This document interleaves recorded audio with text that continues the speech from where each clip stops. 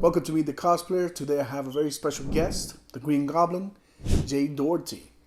Jay, tell us a little bit about yourself. Hello, I'm Jay Doherty. I made a costume. I made that thing back there for fun. So pretty much the whole cosplay is made out of what, leather, any warbler, any other materials? No, this all the materials I sourced for that costume were sourced at Salvation Army. Like if you kind of look over there, like that was two lazy boys that were side by side at the local Goodwill. and what's really funny is that I was just going to all the Goodwills and all the Salvation Armies in the area, and I was just picking up things that I found interesting. I got a box in the other room. It's just filled with shit that I just never used. And I went to this one particular one, and as I'm leaving, I go through the furniture department, and lo and behold, there's these two chairs that are made out of a green leather and a slightly purple leather. And I was like, this is a match made in heaven. And I I bought these two lazy boys for I think $50 together.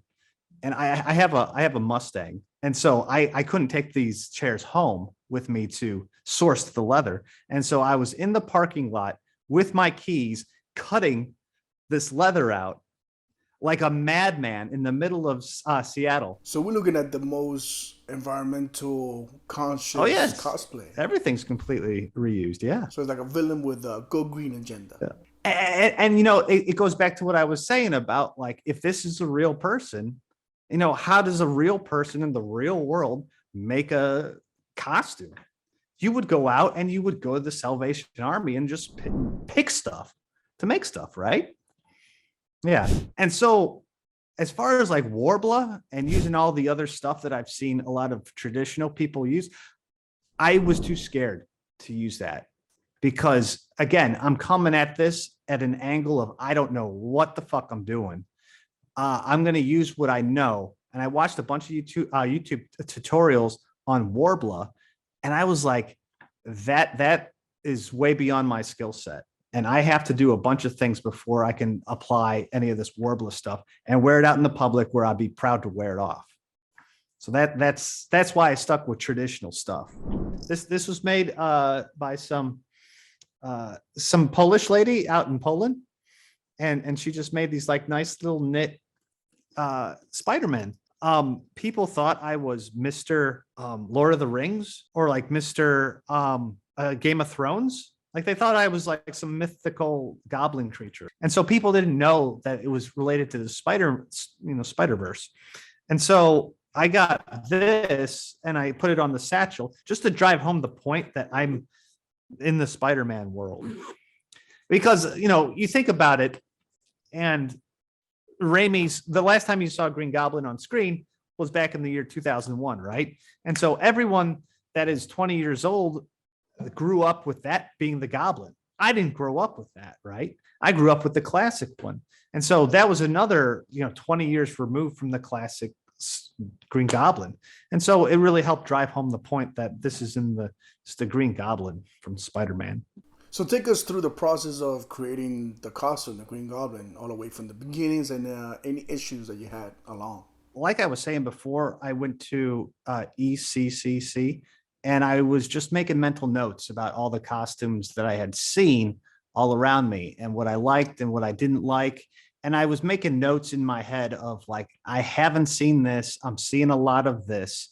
And as an artist, you kind of want to find something that is common and yet unexpected and take something in a different direction. I was thinking to myself, all right, what if I do a big robot like Transformers? And like, nah, don't do that. What if I did something from Lord of the Rings or something like that? Like, do I do Batman? Do I do something armored? And then I was like, you know what? There were a lot of people that were dressed up as Spider-Man. And there weren't any sort of just like Spider-Man villains. And so I was like, my skill set in cosplay is zero, just absolutely nothing. What can I make that looks pretty cool with my skill set? And then I started to think to myself, this is sort of how a a hero or a supervillain would go about making that costume. And then I thought, this is also an opportunity to really take that thing that we've seen in comics and movies so many times, that what if a superhero or a villain has to make their costume? What do they have to do? They're going to have to get materials. They're going to have to source this, that. They're going to have to do a range of motions. I was like, do I do a hero? Do I do a villain? And the answer is always do a villain, because villains look cooler. They have more fun. And because I had zero skill, I could screw this up 1,000 ways, and those screw ups would look good. Because when you're a hero, you got to be clean. Those lines have to be nice. I couldn't do nice. I didn't know what I was doing, right? And so I had a whole list of characters. And then all of a sudden, it was like Green Goblin. And then I go to Google. I'm like, Green Goblin cosplay. And I saw all the other people that did Green Goblin cosplays. And I was like, I have an original idea. I think I can execute it in a fun way and have fun with it. And so that's how the Green Goblin sort of came about. Tell us more about the mask. The mask on the guy, that was made by CFX Masks out in Baton Rouge, Louisiana. I happened to come across a website and there was a picture of this naked person, not naked, they were wearing a diaper, and they were wearing this baby's face. And so I'm sure if you Google grown man baby, yeah, you know what I'm talking about, right? And I was like, that's an awesome mask. I wonder if I could buy that mask, because I was thinking it'd be a pretty fun Halloween costume to do. And then I found their website, and then I found some other like high-end mask websites, and I was like, oh my gosh, like the average consumer can spend a bunch of money and just buy these really awesome looking masks. And so I found CFX, and they had done this one Imp Mask, IMP. Their baseline mask is actually yellow. And so my initial thought is I'll do Hobgoblin. And then when I got on the phone with them, I asked them if they could make it in green. And then they were like, yes. And so I'm like, okay, well, I'm going back to Green Goblin then. And so I worked with the artist and I worked with the painter to get like a particular sort of look to it. And after a conversation or two, we got what I got. Did you ever think you're going to get this kind of reactions and attention from your creation? There's a point as an artist, when you're making something brand new, where you doubt everything. And I was about halfway through this, and I've got it on, and I'm like, this isn't going to work. I'm going to look like an idiot. And then I got it done. The first time I wore this was for Halloween in the neighborhood that I lived in. And it went over too well because people were really, really scared. And I was like, I think I fucked up because it's way too scary. People are frightened. And this is early in the Halloween night. And I'm walking around and I'm in that costume, like, all right, just go to a bar, have a beer, and just chill out. And on the way to the bar, I'm stopped by these 3 kids on BMX bikes, and they start talking shit to me. And I'm like, oh my gosh, I'm going to get beaten up in this costume, and I'm going to do, and I'm going to end up on the news. Monster gets beat up by hero children. And so I go to a bar on Halloween, and all of a sudden, like, people turn around and then they start noticing me. And then I'm like, they're not frightened. They actually think it's cool. I'm like, okay, cool. I go up to the bar. I slam a beer down. I got a little bit of liquid courage. Then people just start coming up to me and talking to me. And then once one person came up to me, then that gave permission to everyone around me to start talking to me. And then I knew I had a hit on my hand because everyone wanted to know about it. And later on that night, I made a bunch of friends and we're all hanging out and stuff. And then this girl just comes up to me and starts making out with me in the costume. She had no idea this was the monster underneath the monster. and she's just there making out to me. And I'm like, I guess this is a good costume. And then ECC was a few months away. And so I'm like, okay, it's a good costume. I got a really good response out of it. Someone said, enter it in the contest. And I said, okay, I guess I'll enter it into the contest. And I got to go on stage. I got to compete.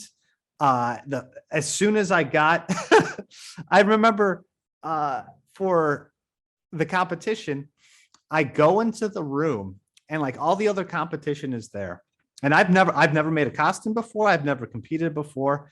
And I go into this room and there's about a dozen girls in these beautiful dresses that they've spent so much time in. And I remember I looked at this one girl and her face just drops and she's like, fuck. Now I know who I'm losing to. Was she right? No, I could not win. I could not win by the technicality of, I think it was because I did not make the mask. I couldn't even place, but that's all right. I had the experience of meeting all these great people, going up on stage, meeting folks. It was great. It was great. At any point, did you ever think this is gonna go viral? No, man, not at all. Are you kidding me? I wanted to make a little piece of art, have a fun time at a convention, maybe, do some cool stuff at Halloween. As soon as like someone, I made an Instagram just to show this off. And that Instagram went gangbusters. Like someone saw it and they're like, I'm going to share you. And that was a YouTube channel called Bat in the Sun. Yeah, they make all these really cool fighting videos with other superheroes, like these little like yeah, there you go. And so he shared me, and then all of a sudden everyone's messaging me, and I'm still pretty popular today. So for the future, do you have any upcoming new creations? What is your cosplay plans? I do have some cosplay plans. I don't want to bring them to the people yet because I have about 3 ideas, and I'm trying to assess my capability on if I can bring these to life. Because one of the characters that I want to do is not my size, is bigger. And so I'm trying to figure out if I can make myself look bigger. And like I was saying, like if I make myself look bigger, can I move right so that when I'm in costume, it's like, that's cool. And so I'm doing some assessments. What about anything in the future involving maybe judging, some films, anything that we should know about? I'm in conversations with somebody right now, but we can't talk about that at the moment. The thing I really want to do is I'd love to take the costume to South Korea because they have a pretty big cosplay community out there that's a lot more anime based, and they have some really, really awesome costumes out there. And I'd love to see some of those costumes. I also have a little brother, and he dresses up as Spider-Man, and he has accompanied me a few times. And so I think it'd be a really nice thing for me and my bro to go over to South Korea for a vacation and dress up like superheroes. If you had all the resources right now to create your cosplay, what would that dream cosplay be? My dream cosplay would be Krang, like robot Krang, but like my own twist, my own creativity to make robot Krang. Let me see. Do I have a Krang? This is not Krang, but this is from the Teenage Mutant Ninja Turtle world. It's kind of in this vein. So what is your professional and hobby background? I mean, you have to have some type of sewing. No, nothing. My background is character artist. And so I've been making characters for video games all of my professional life. And so I took that sort of skill set and I was like, I know how to do this in a virtual world. Obviously, I can bring everything I know into the real world. And so I sketched out my costume in ZBrush first, sort of like as a big idea. And then I sculpted it down from there. I know that you do this professionally, but you ever thought or even started about maybe creating your own characters, your own short stories, your own video games, pretty much your own little universe? Yeah, I have a whole bunch of ideas on things that I would like to do myself, but I'm not a writer. I'm not an engineer. I'm not a programmer. Like I am an artist. And so I'm kind of in my little world and I just try to produce the best quality characters for whatever company I'm working at and whatever project that I'm on. Now, if you could give some word of advice to an upcoming cosplayer, a cosplayer who's thinking about creating their own project and have any doubts, what would you like to say? I would tell them what I told myself when I started this project. Uh, know your skill set. If it's not high, that's fine. Just make whatever you're going to do within your skill set and make it really good. And let's say you don't even have any skill set. Um, do something simple, like make a gauntlet or something. Start small. That way you can learn a few things and then you can sort of expand on that skill set. Do something small, expand those skills. And if Warble is your thing, you want to make a few sets of armor or something, go ahead. Look, there's so much YouTube stuff. I watched so much YouTube before I even did any cuts or anything like that. Testing, testing, testing. So much testing. Come up with a blueprint, do a test with some shitty cloth or cardboard, whatever, and then make the real deal. Make sure that when you wear it, it looks good, that you can do whatever you need to do so that when you're walking around the con, people say, wow, that really looks good. So, is there any possibility that we're gonna see the Green Goblin on the convention floor this year? I almost I want to make something new. Like I've worn this for two ECCs, so I made the circle. I took it to Chicago. I took it to New York. I want to make something new. I should have used COVID a little bit better of a time to make something, but I didn't. Whatever. I want to get a 3D printer, and that's really the key to like my next costume is I want to get a high end 3D printer because what I have in my head cannot be made unless I do some groundwork with a 3D printer. There you go. So, are we looking at maybe a reveal of this year or maybe a next year reveal? Oh, it would have to be. It would take me a year to make what I have in my head. Yeah, so you're not going to see me out on the floor with something new until I figure this shit out. How about conventions? Are Yeah. you looking to make an appearance at the conventions this year? Most likely not.